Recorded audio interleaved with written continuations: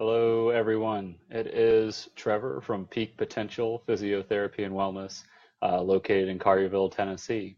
I am not in Collierville, Tennessee right now. As you can see from the signs behind me, I am in the great city of Chicago. We got up here yesterday. We have a conference this weekend that Amanda and I are going to learn more about running and growing our business with like-minded other physical therapists, chiropractors, just learning more so that we can give more to our community. So wanted to discuss our blog as a follow-up from Tuesday. Amanda put this out on Wednesday, and it's basically is your youth athlete at risk for injury and 5 simple tests that you can do to see if they are at risk for injury. The blog that I talked about on Tuesday talked about how to prevent injury and how to prevent injury and help your athlete that way. So this is the other way. How are they at risk for injury, or if you need to get further help? So my little title there, yes, it's another test for your kids, but this one will pay off for sure because it's going to help them stay active and mobile and create a healthy lifestyle. So please put your comments below.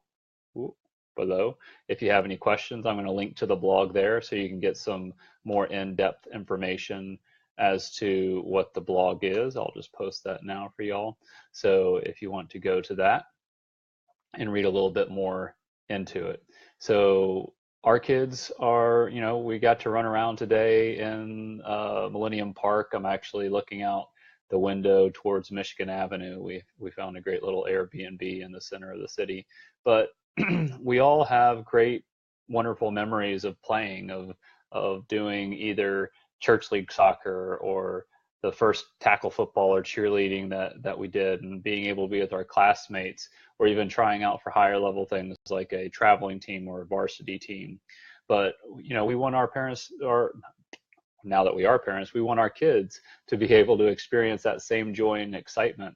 The ups and downs, the good and bad, the social benefits of being able to participate with your friends in organized sports. But the flip side is a study back in 2013 found that every 25 seconds, you heard me, a youth athlete suffers an injury that is severe enough to require them to go to the emergency room or hospital. So this makes youth sports a very challenging landscape for parents to navigate. And do you want your kids to be in that atmosphere? And the answer is obviously yes. There's so many other benefits to it that you don't want to stifle that just because you might be concerned about a risk for injury. I myself had several injuries, they were sprains, strains, those sorts of things, but they're needed. It's what the body needs. The body adapts to the stress that's put on it. So if we don't allow our kids to go through the trials, tribulations, and aches and pains, they're not going to grow. However, as far as athletically, however, we can do a few certain things to make sure that they do it as safe as possible. So there's 5 tests that we've come up with and adapted from various things that we have found, but it's going to see if your athlete is at risk for injury. Okay, so everyone knows that you go get a medical screening if you're in organized sports. I myself, you always could just go somewhere and someone just sign off on it, and there you go. And that's for the medical aspect of things. So that doesn't take into respect your physical or your muscular system or your skeletal system. And that's a problem because that's what you're using when you're playing sport. So it's important for preventing life-threatening injuries, these medical screens that you have to get signed off on, but not as far as the physical. So that's where some of these tests come in to see if you might need some further assessment for your child, because they shouldn't have pain, because children are so resilient. I mean, their bodies are, they roll their ankle and they're running around 3 hours later. My son we were out in the park and he had a little blister on his ankle because we couldn't we couldn't convince them to wear tennis shoes to run around. I got my 10,000 steps before 2 o'clock today. So that's how much we were walking around. But after we put a little Band-Aid on there, he was running around just as crazy as ever. So they're very resilient. So the good news is, if we can identify faulty movement patterns, or if they've had some injuries that they've just compensated for, you might have heard me talk about this before, but the body is a great compensator, which is good for us. It's good for us in the short run, but not good for us in the long run, because what happens is then we don't heal correctly. We start using the wrong muscles, or change our movement patterns. And so we need to figure out if these repetitive movement patterns that we're having to do, swinging a club, swinging a bat, a racket, anything like that, we need these early detection systems to be able to figure out, so that our kids don't just have a poor movement pattern that can lead them to injury in the future, and they shouldn't have any pain while they're doing it too. So how can we help them perform through their absolute best, is by protecting them from damage to the growing bodies. So the test, I'll just list them off real quick. These are ones that you've seen them before. They're just simple movement patterns. One is the squat. 2 is to balance on one leg with your eyes closed. 3 is to touch your toes. 4 is a push-up. And 5 is an overhead reach. I'll delve into that a little bit more. So squat, you want your feet about shoulder width apart, trying to keep your toes straight. This is just from some of our testing. You just want to standardize the test. So you squat down as far as possible. The upper leg should be parallel, or so your thighs should be parallel to the ground, or you should be able to get your bottom towards your heels, so to the floor, and your heels should be able to remain flat on the ground. So you don't want the heels to come up or your feet to kind of move back and forth. If any of that's painful, or if they're having you can see some shifting back and forth, or it's hard for them to do, then there's some musculoskeletal type things that need to be looked at. Number 2 is balancing with your eyes closed. Basically what it sounds like: stand on one foot, hands on your hips or just down your sides, close an eye, or close both eyes, I should say, and you try to hold that. When you have your eyes closed, you should be at least about 20 seconds on each side, or more. This should be done without leaning or losing balance. You can have, with your eyes open, they say about 50% more sway with your eyes closed versus your eyes open, from what we learned in some of our functional testing that we've done. Number 3 is a toe touch. Pretty self-explanatory, hopefully, but just to see that the lower body muscles and the hips are mobile. So try to keep the knees straight. Looks at hamstring length. Put your feet together, bend forward. We're also looking at back curvature here, but that's where a professional might look into if they can't do that. So you should be able to do this without rounding. Well, you should round your back a little bit, but you should be able to go down without any pain. Especially kids, they should have that hamstring length. 4 is just a regular push-up, and this is for more, I would say, 10, 12 people who have, or kids who have a little bit more control over their body. So a push-up, start by laying flat face down. You can put your hands just at shoulder height, around each shoulder, and then push up, trying to keep the back and the hips and the knees need to be in a straight line.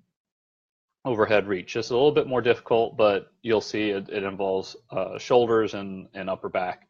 So with your head, back, and heels against a wall and your arms straight out in front of you, you then lift your arms up overhead and touch the wall with your thumbs. So if the lower back arches and you can't reach the wall, then there's likely some movement restrictions in the back, the upper back, or the shoulders. So the inability to perform some of these tests, or having pain or discomfort with any of these tests, is an indication for further testing. So what do you need to do? You need to get on the phone or send us an inquiry about what's going on. So that's what we do. We're physical therapists, we're athletic trainers, we're movement specialists. I talked about that on Tuesday evening when I did the Facebook Live before. Oh, and sorry again, here I am on Friday, but at least we're doing 2 a week like I had promised a few weeks ago.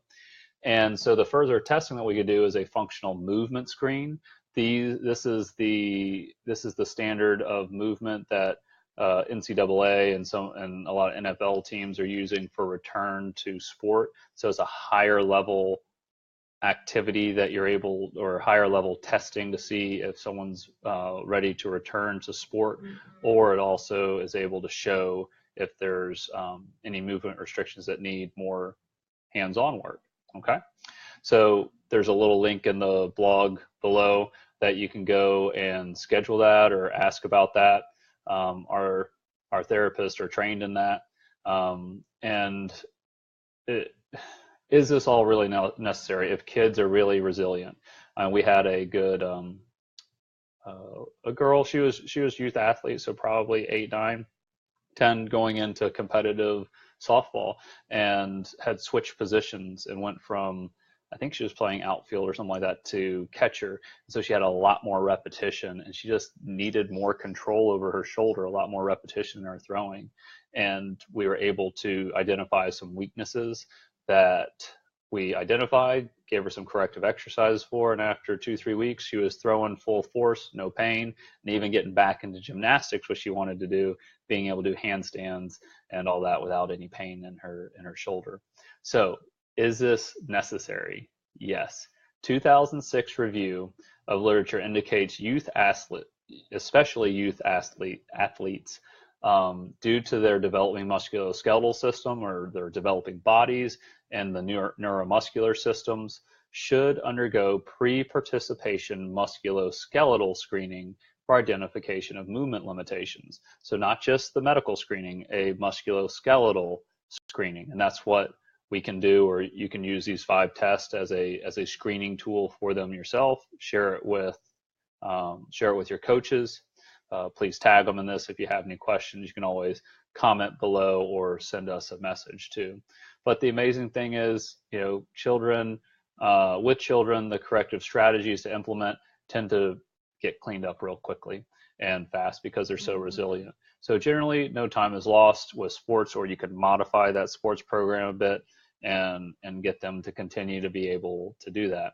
If you want to inquire about a FMS or a functional movement screen, you can click on the link in the blog post, and that'll shoot directly to us. Okay, so if anyone has any questions, again, please link them on below. Hey Morgan, great to see you. #1 PT for some magazines. Yes. So I didn't thank everyone. We did get voted #1 PT clinic in the Memphis area in health and fitness magazine, which we were so humbled and appreciative for. So thank you for everyone who did vote for us.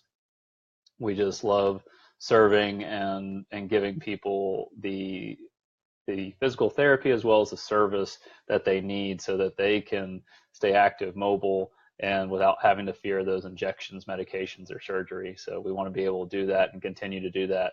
And we're just looking to help out our community more. So if y'all have any questions, click on the links below, and you can also leave a comment, and I'll answer those as we go along. So hope everyone is having a good end to their week. We thought we were going to get a lot of rain, but it was an incredible day today here in Chicago. Hope everyone's doing well back in Collierville and Memphis, and we will talk to you later. Have a great weekend and a great rest of the week day. Bye.